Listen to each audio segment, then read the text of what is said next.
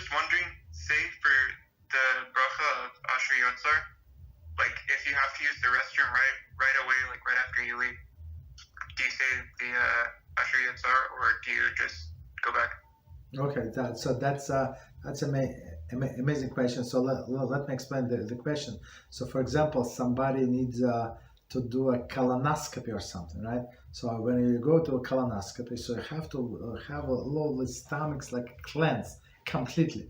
So they give you things to drink, some liquid like a night before, and basically you go to the restroom, you run to the restroom, you just walk out, and guess what? 3 seconds later, you have to go to the restroom again.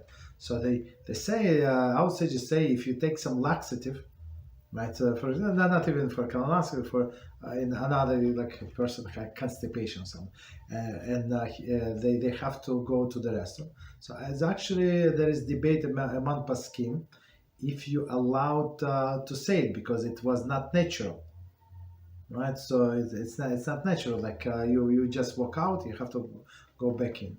So that's the thing. So the answer uh, to to this question.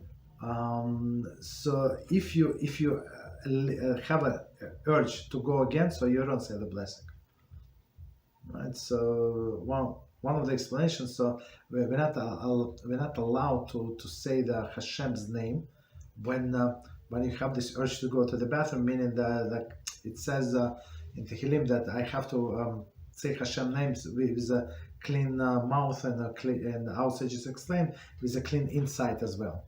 So, but when you want to go to the restroom, it does not mean that you have a clean inside. Like in this case of like laxatives, you understand? So you would not say. But if you have a little break, so you went to the restroom, have a little break, and then you need to go again maybe 1 minute later. So of course you say, right? So again. Mm-hmm.